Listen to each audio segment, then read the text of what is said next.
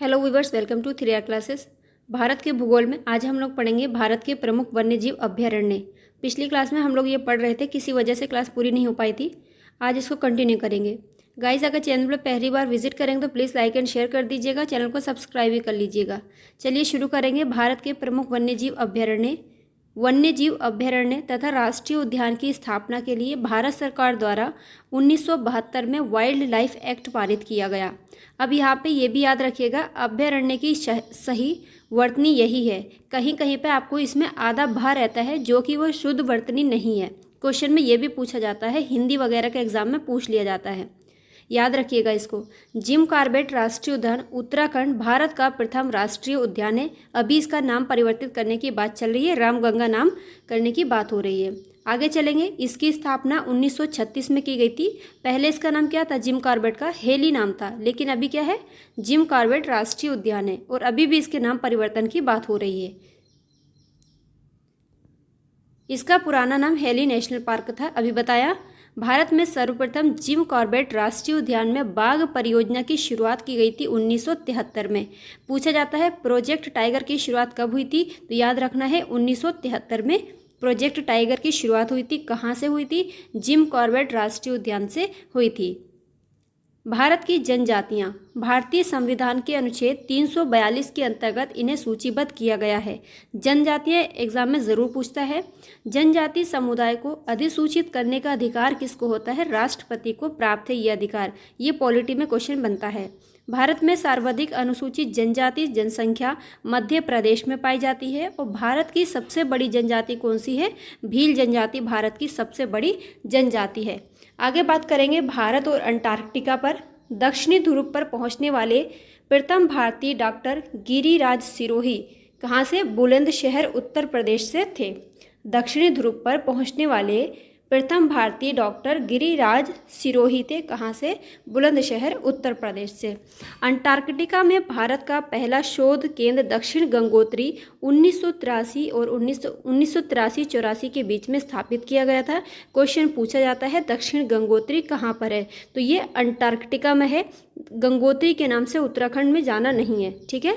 दक्षिण गंगोत्री भारत का शोध केंद्र है। अंटार्कटिका में पहला शोध केंद्र थे 1983-84 को इसको स्थापित किया गया था, लेकिन ये वर्तमान में अस्तित्व में नहीं है। लेकिन क्वेश्चन ये अभी भी पूछा जाता है। भारत में अंटार्कटिका पर दूसरे शोध केंद्र मैत्री की स्थापना 1988-89 में की गई थी। और भारत का तीसरा अनुसंधान केंद्र भारतीय लॉर्ड्समन हिल्स में स्थित है। क्वेश्चन तीनों पूछे गए हैं, एक बार इसको देख लीजिएगा। दक्षिण गंगोत्री, मैत्री अंटार्कटिका में, और भारतीय भी ये हमारे भारत का अनुसंधान केंद्र है। आगे बात करेंगे भारत के प्रमुख राष्ट्रीय उद्यान और वन्यजीव अभयारण्य। ये कहाँ पर है, किस संघ राज्य क्षेत्र में है? दुधवा राष्ट्रीय उद्यान सारे लोग जानते हैं, उत्तर प्रदेश में है। चंद्रप्रभा अभयारण्य उत्तर प्रदेश में। गिर राष्ट्रीय उद्यान ये गुजरात में, काफ़ी बार क्वेश्चन पूछे गए हैं। नल सरोवर अभयारण्य गुजरात में है। जिम कॉर्बेट राष्ट्रीय उद्यान उत्तराखंड में है। जब ये बना था तो उत्तर प्रदेश में ही था, अब उत्तर प्रदेश से कट करके अलग हो चुका है। कौन? उत्तराखंड। तो ये उत्तराखंड का भाग हो गया है। भद्रा अभयारण्य कर्नाटक में है। बांदीपुर भद्रा ये कर्नाटक में है। सोमेश्वर भी कर्नाटक में स्थित है। पलामू झारखंड में स्थित है। एक बार फिर से देख लीजिए तेजी से। दुधवा राष्ट्रीय उद्यान उत्तर प्रदेश, चंद्रप्रभा उत्तर प्रदेश, गिर और नल सरोवर गुजरात में है। जिम कॉर्बेट राष्ट्रीय उद्यान उत्तराखंड, भद्रा, बांदीपुर, सोमेश्वर ये तीनों कहाँ पर है? कर्नाटक में है। पलामू झारखंड में। दलमा वन्यजीव अभयारण्य ये भी झारखंड में है। हजारीबाग वन्यजीव अभयारण्य झारखंड। मानस राष्ट्रीय उद्यान 2500 बार पूछा गया सवाल है, असम में स्थित है। और काजीरंगा राष्ट्रीय उद्यान ये भी असम में है, और ये एक सींग वाले गैंडे के लिए जाना जाता है। केवलादेव घाना राष्ट्रीय उद्यान राजस्थान में। रणथंभौर राष्ट्रीय उद्यान राजस्थान। कुंभलगढ़ वन्यजीव अभयारण्य राजस्थान। और सरिस्का राष्ट्रीय उद्यान राजस्थान में स्थित है। फिर से एक बार देखिए राजस्थान वालों को, केवलादेव, रणथंभौर, कुंभलगढ़, सरिस्का, बार बार बोलिए, याद हो जाएंगे।